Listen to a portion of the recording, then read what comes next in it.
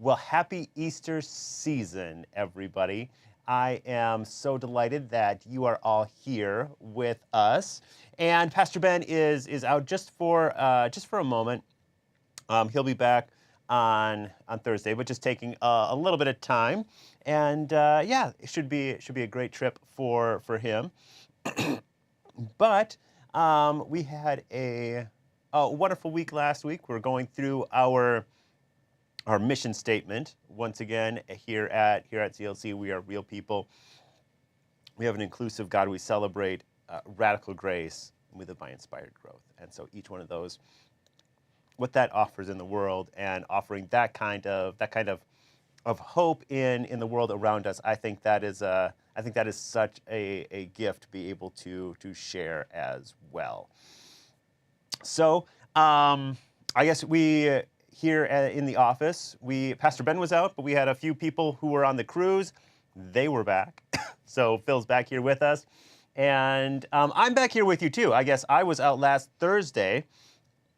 I had a funeral service for my grandfather back in Minnesota. So that was a real quick trip, but I missed being here with you last Thursday. But it was really nice to be with my family too over that time. And it really was a celebration of life that I went to as well. When somebody lives, I guess he was a week away from being 99 years old, my grandfather was. So at that point, it was just a lot of years to celebrate, and that's what we had the opportunity to do. So I'm glad I got to be there, but now I'm glad I get to be here. So with that, though, we're going to go back to the previous week here on Sunday at 11 o'clock.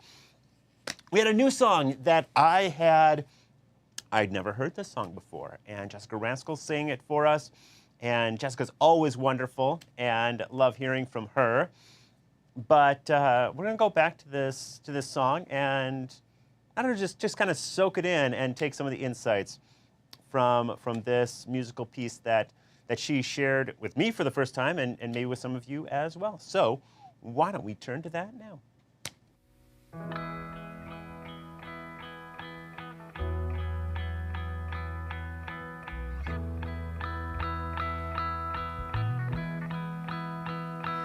Take a breath, the camera's off.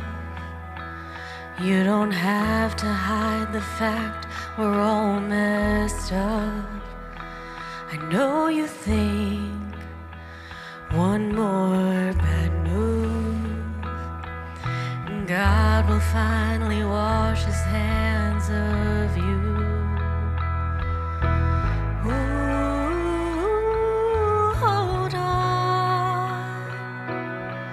You couldn't be more wrong.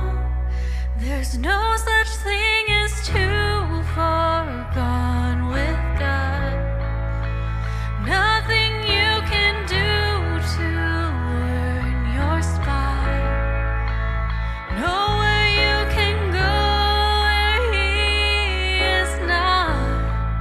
I know it all sounds unbelievable, but believe me, it's that simple. The devil lies and twists the truth. He's working hard to make you think it's all on you. So you play the part till you're exhausted. When you fall, he's there to tell you that you lost it. Ooh, hold on. That couldn't be more wrong. There's no such thing as too far gone with God.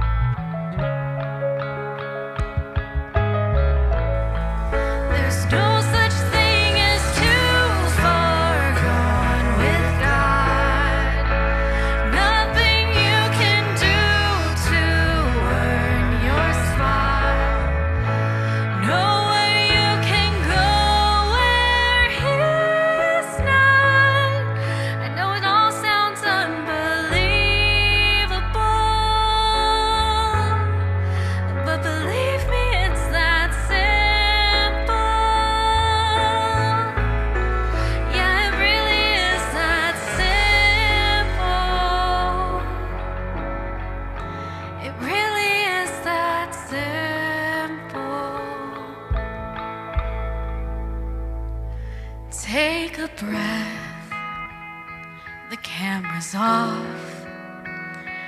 You don't have to hide the fact we're all messed up.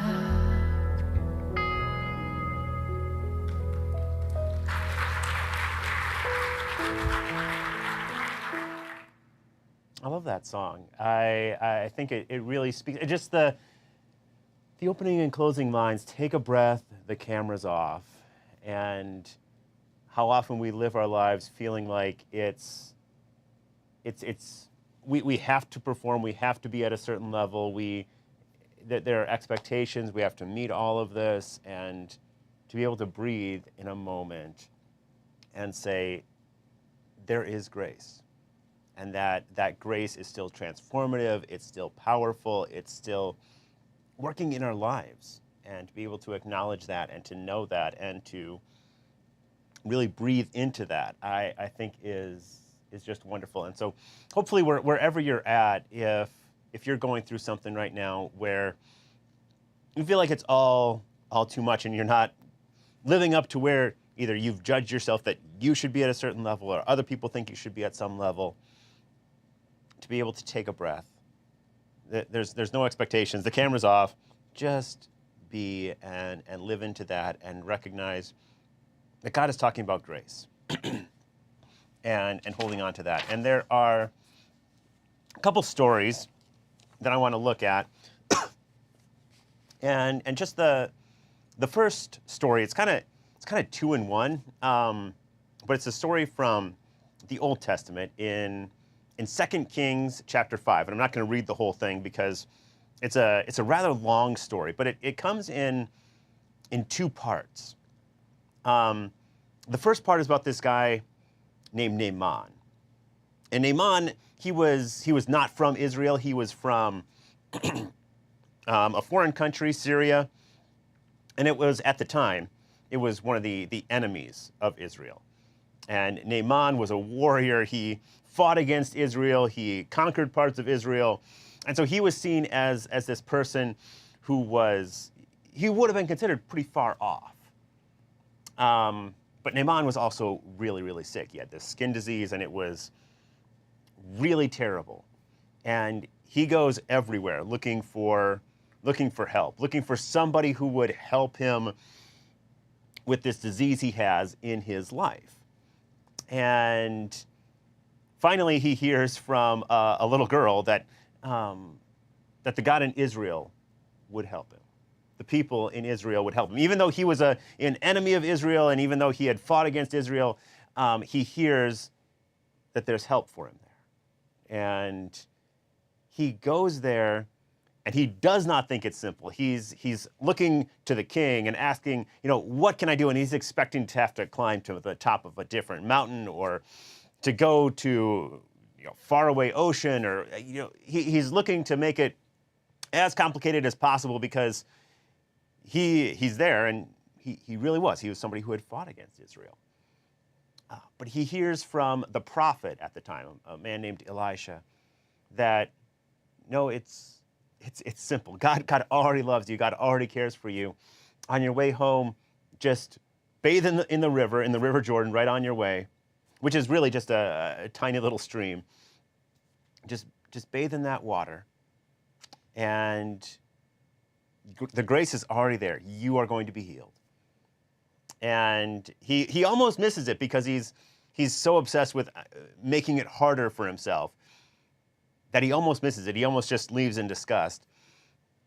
And that can be us too, where we think there's got to be something more. We've got to do something more, or other people will judge me if I don't do something more. But he just does the most simple thing and does that and realizes that God does care about him, that the God of Israel cares about him, and that even though he was somebody who considered himself an enemy of Israel, that grace was always there for him. And I love that. But that's just the first part of the story.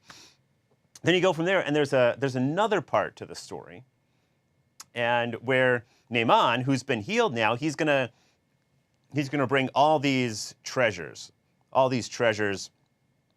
he's gonna bring them, and he's gonna try to pay the prophet money, pay Elijah who helped heal him. It was God who healed him, but he wants to pay the prophet some of all these treasures that he has.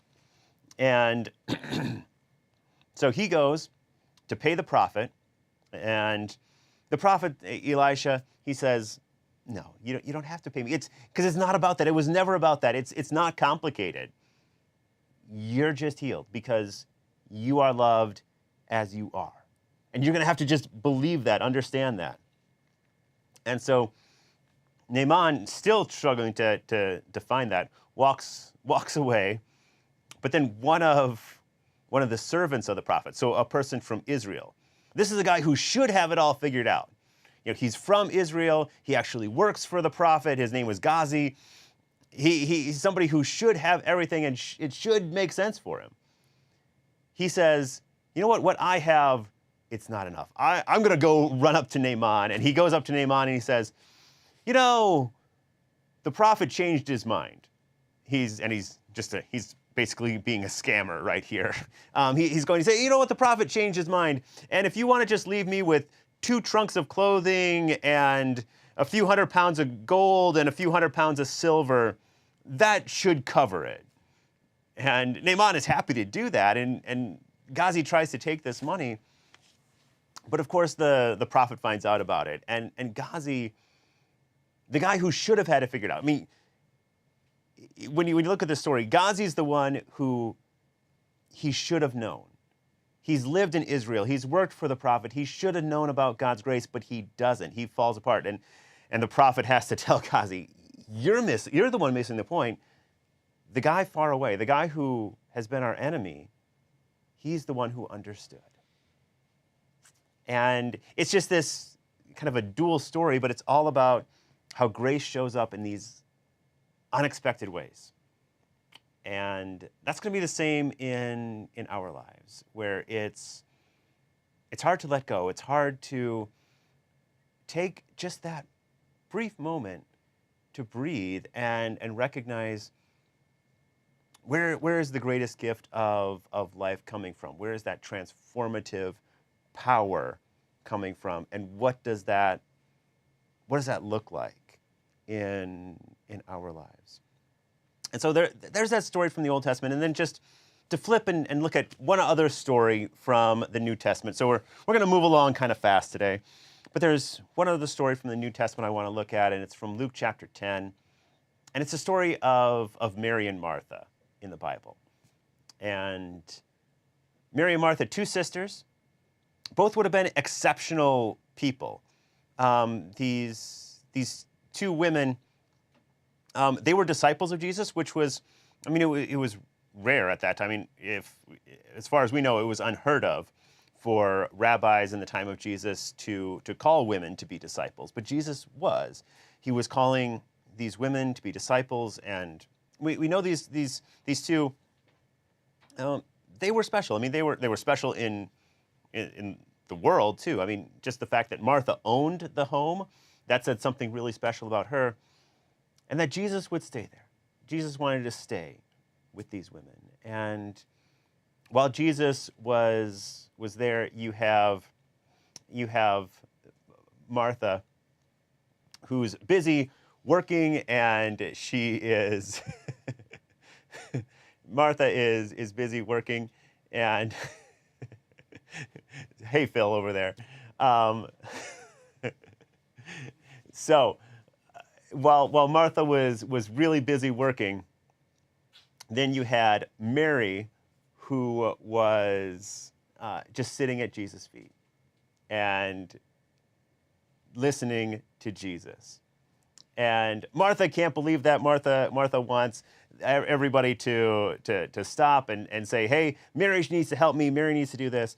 And Jesus says, Martha, you know, you're busy, you're working, and that's great if that's your calling, but you don't have to do any of that. You can just be present, and you can share you can receive God's love. And that's the hope for all of us, is to be able to live into that and experience that grace wherever we are. So with with that, it's just the hope and the recognizing that grace is something that is simple. It is something to be received where we are at, and to understand that, to know that, and to experience God's love right where we are. So just breathe it in today, and experience that love right here and right now. And with that, Phil is here with us, and we're gonna go and have Phil play us out.